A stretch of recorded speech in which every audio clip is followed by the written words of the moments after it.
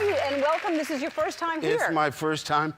And what a challenge it is to be promoting a movie we're not supposed to talk about. Right.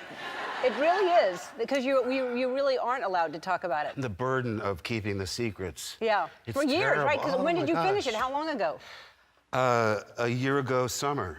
So you probably forgot about it anyway. Pretty much. Probably don't even know. Short-term memory loss. Yeah, that's what I have. Like your character in Finding Nemo. Yeah. In fact, I have to tell you a story. I was packing to go to do The Force Awakens, and you know, the night before a travel day, you stay up all night and you're trying to pack everything and get rid of the things that you don't need. So I'm going through my drawer, and a fan sent me this. Mm-hmm. Now, I love the movie, but I didn't need to pack it. So I went to toss it across the room. Wow, you were really angry at that. Yeah. You didn't just sit it down saying, I don't need to pack it. You actually threw it away. Not in anger. I was just trying to hit the shelf. And I'm telling you, it went swish no backboard right into my carry bag. And I said, that's an omen. And I've never had it outside of my travel bag since. And that was Force Awakens. Wow. So all during episode 7, all during episode 8, you share a little pocket on the side of my travel bag with the guitar pick that George Harrison's son Danny gave to me. Wow, that's amazing. Yeah. Okay. You want to something? You look what I. No, I'm kidding.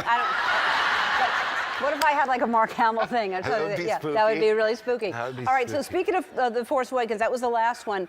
And I understand, so you read the script, you get ready for the movie, and you're in it for several seconds. Well, and they sent me for a year and a half to physical training twice a week.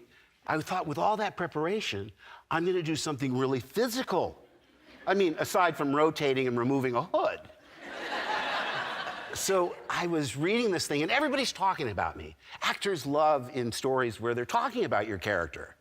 The sword of Skywalker is powerful.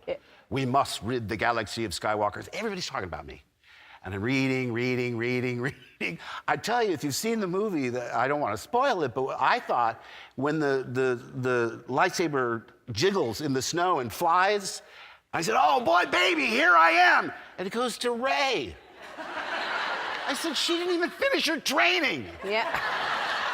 So I was so mad. But the truth of the matter is, they really changed my lifestyle. I lost, gosh, almost 50 pounds. Wow. And I'm on the if it tastes good, don't eat it diet. You know, it's funny, when you get out of the habit of eating stuff that isn't good for you, your body recognizes that it's not good for you. Exactly. Yeah, but it takes a while to get past that. Carrie Fisher was one of our favorite people. I loved her. I saw you out on the street flagging down. It was hilarious. Yeah, she's hilarious, and y'all were close. I know you were very close. Yeah, and she's like an irreplaceable member of the family, but the whole world feels that way. We're all sort of mourning her, and I always think of her in the present tense. I don't think of her in the past, because anytime you were with her, it was just fun. Yeah. That's why it's so great that Billie Lourd's in the movie, because you have that sort of continuity there, and she's so similar to her mother. Man, is she? I know. Yeah. I mean, they asked me, what about, how is she similar to Carrie? And I said, well, for a start, she was an hour and a half late to the airport. Oh, well, yeah. Because Carrie, she used to drive me crazy. I mean, we were more like real siblings than I really thought, because we'd have these huge fights. I'd say, you're just so full of yourself, and I can't stand it, and you think you're Hollywood royalty, and she'd say, well, you know, you're such a loser.